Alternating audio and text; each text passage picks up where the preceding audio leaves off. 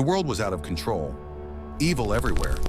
But then God spoke to one man, build an ark, because a flood is coming.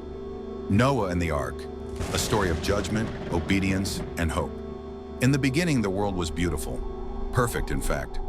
God had created the heavens and the earth, the seas and skies, the birds, beasts, and mankind.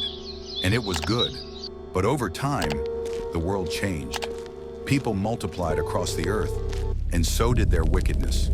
The hearts of men became filled with violence, greed, and evil thoughts. They turned away from the Creator who gave them life. They no longer listened to His voice. They lived as if He did not exist. God looked upon the world, and His heart was grieved. Every thought of man's heart is only evil all the time, the Lord said. And so God made a decision. I will wipe out mankind, whom I have created from the face of the earth. But there was one man, just one, who still walked with God. His name was Noah. While the rest of the world turned to wickedness, Noah walked in obedience. He was a just man, blameless in his generation, and because of that, God spoke to him. Can you imagine that moment? In the stillness of Noah's heart, the voice of the Lord came. Noah, I am going to bring a great flood upon the earth to destroy all life under the sky. Everything on earth will perish, but you will build an ark. Noah's heart must have pounded. A flood? Rain that would cover the mountains? The earth destroyed? Still, he listened. Make the ark of gopher wood, God instructed. 450 feet long, 75 feet wide, 45 feet tall, 3 levels, 1 door, 1 window. It was more than a boat. It was a floating sanctuary. Noah picked up his tools. Day after day, he cut and hammered and built. People mocked him, laughed at him. What's this old man doing, they said. Building a boat in the middle of dry land? Has he lost his mind? But Noah kept building because God had spoken.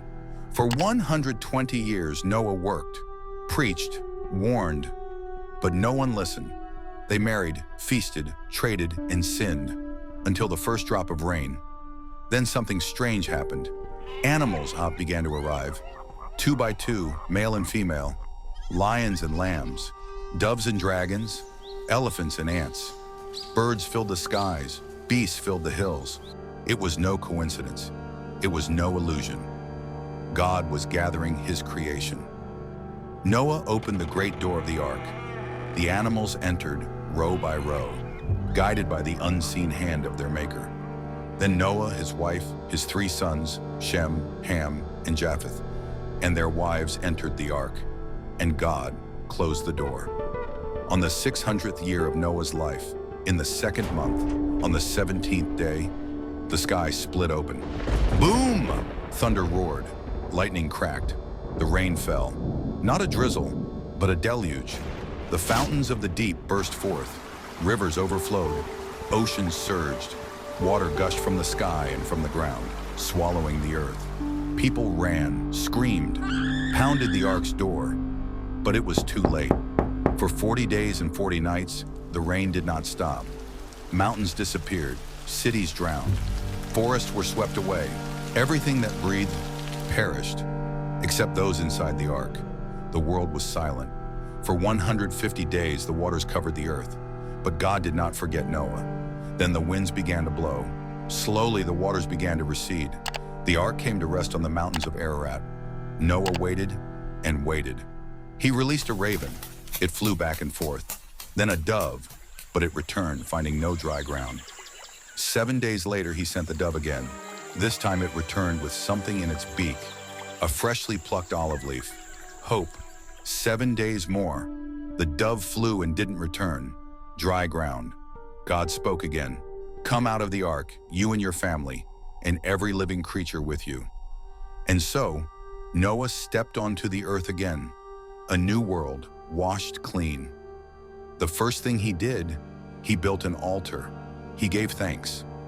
God smelled the offering and made a promise. Never again will I destroy the earth with a flood.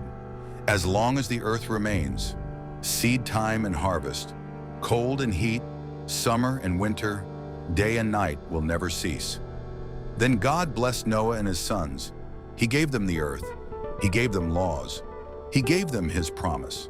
And as a sign of that promise, he placed something in the sky, something bright and beautiful, a rainbow.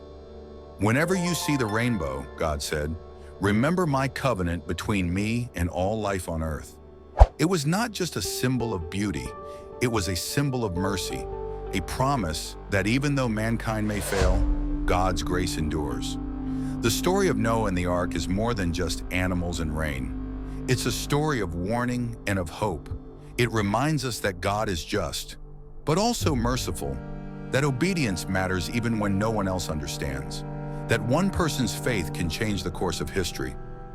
Noah listened, Noah obeyed, and through him, the world began again. What did you learn from this Bible story? Comment your thoughts below.